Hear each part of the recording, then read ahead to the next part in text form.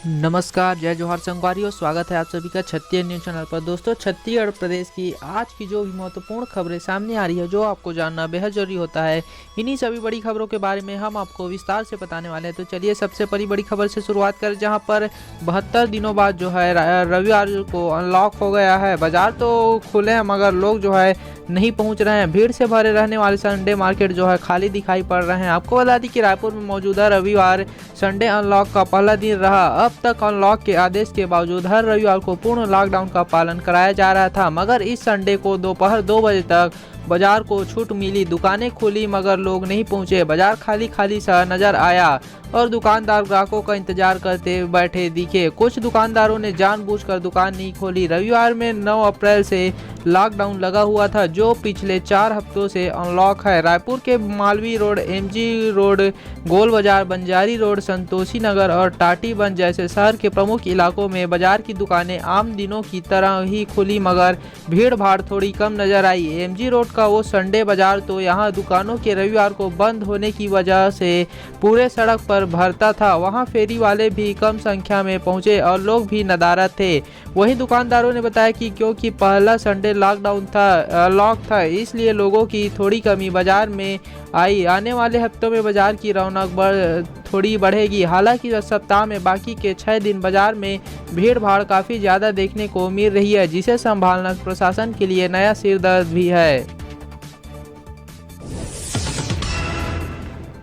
वहीं रविवार को मुख्यमंत्री भूपेश बघेल ने वर्चुअल माध्यम से बस्तर के नारायणपुर जिले में 69 करोड़ 75 लाख रुपए के विकास कार्यों की सौगात दी है।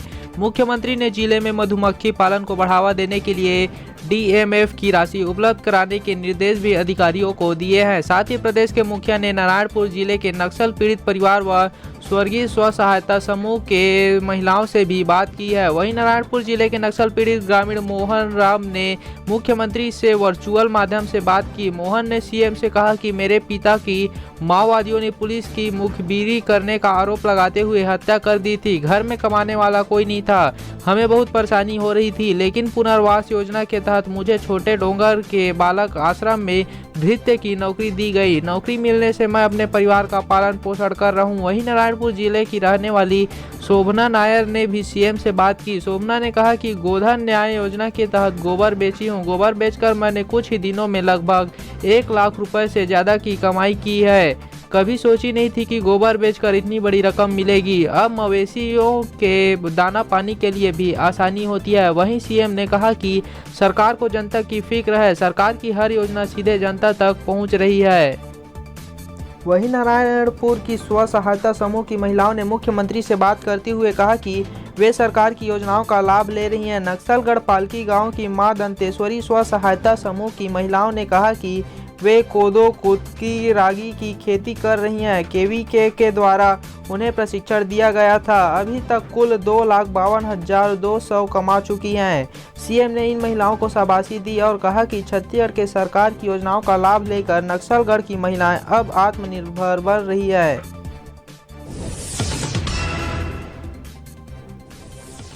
वहीं रायपुर में रविवार देर रात एक सड़क हादसे में आईटी मैनेजर का परिवार घायल हो गया। कार में सवार यह परिवार रायपुर की तरफ आ रहा था। सामने से आ रहे आंध्र प्रदेश के नंबर प्लेट वाले ट्रक ने कार को टक्कर मार दी। टक्कर की इतनी जबरदस्त थी कि पति पत्नी गाड़ी में ही फंस गए। कार की सीट, बोनट, छत सब कुछ ट्रक के टक्कर की वजह से चिपक चुके थे। किनारे में महिला और उसका पति फंसे हुए दर्द में करा रहे थे। उनके 2 बच्चे भी कार में थे। कुछ राहगीर मदद को आए। पुलिस को सूचित कर क्रेन मंगवाई गई। पहले दोनों बच्चों को, फिर लगभग 4 घंटे बाद घायल अवस्था में पति पत्नी को बाहर निकाला गया। ट्रक का चालक गाड़ी छोड़कर फरार हो गया। वहीं ये एक्सीडेंट ग्राम निमोरा चौक पर NH30 रोड पर हुआ है। रायपुरा के मंजित ग्रीन सिटी में रहने वाले आशुतोष योगी पत्नी पिंकी योगी बेटे दीक्षित और बेटी अनिका के साथ हाईवे से देर रात घर लौट रहे थे। सामने से आ रहे ट्रक ने इनकी तरफ गाड़ी मोड़ दी और ये हादसा हुआ।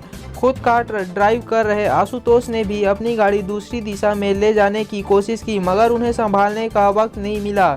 टक्कर की वजह से आशुतोष को हाथ की कोहनी के नीचे उंगलियों पर चोटें आई है। पत्नी पिंकी योगी को चेहरे के नीचे और बेटे क्षितिज को दाहिने पैर और सिर पर चोट आई है। सभी को रायपुर के कमल विहार इलाके के एक प्राइवेट अस्पताल में भेजा गया है।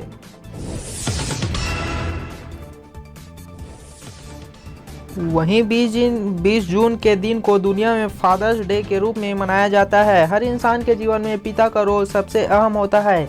ये बात बेजुबानों की दुनिया में भी लागू होती है। पक्षी भी माँ और पिता का महत्व समझते हैं। ऐसे ही पक्षियों की एक बेहद खूबसूरत प्रजाति है इंडियन पैराडाइज फ्लाई कैचर की। इसमें मेल पक्षी भी अंडे सेता है। अपने बच्चों को पिता होने के नाते जिम्मेदारी समझना जंगल के इन शानदार जीवों को भी आता है। सुल्तान बुलबुल, शाही बुलबुल और स्थानीय स्तर पर दूधराज नाम से भी इंडियन पैराडाइज फ्लाई कैचर को जाना जाता है। इसके नर और मादा के रंग में अंतर होता है। नर पक्षी की पूंछ एक रिबन की तरह दिखती है और इसकी लंबाई लगभग 10 इंच तक होती है। मादा में रिबन नुमा पूंछ नहीं होती। ये उड़ने वाले कीट खाते हैं। आपको बता दें कि इस तस्वीर को क्लिक किया है बिलासपुर के वाइल्ड लाइफ और नेचर फोटोग्राफी के शौकीन शिरीष डामरे ने। बिलासपुर से करीब 22 किलोमीटर दूर भैंसाजार इलाके में पेड़ों से भरा एक सघन हिस्सा है। वहां इस पक्षी ने इन दिनों डेरा जमा रखा है।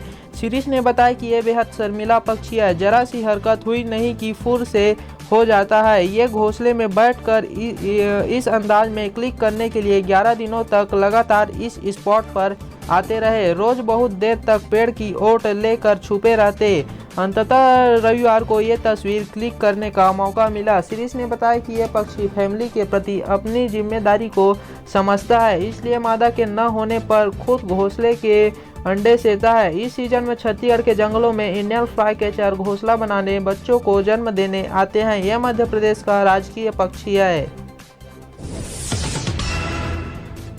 वहीं आज की अंतिम खबर के रूप में आपको बता दें कि रायपुर के कुशाभाऊ ठाकरे परिसर में चल रही भाजपा के प्रदेश कार्य समिति और कोर ग्रुप की बैठक छोड़कर पूर्व मुख्यमंत्री डॉक्टर रमन सिंह दिल्ली रवाना हो गए हैं। उन्हें भाजपा के राष्ट्रीय अध्यक्ष JP नड्डा के साथ एक बैठक में शामिल होना है। पार्टी उपाध्यक्षों के साथ यह बैठक शाम को होनी है। उत्तर प्रदेश, पंजाब, उत्तराखंड, गोवा और मणिपुर में अगले साल विधानसभा चुनाव संभावित है। वहीं छत्तीसगढ़, मध्य प्रदेश, राजस्थान जैसे राज्यों में 2023 में चुनाव होने हैं। यह बैठक उसी संदर्भ में बुलाई गई है। दिल्ली रवाना होने से पहले डॉक्टर रमन सिंह ने कहा कि उन राज्यों में जहां अगले 2-2.5 साल में चुनाव है, वहां की स्थितियों पर चर्चा होनी है।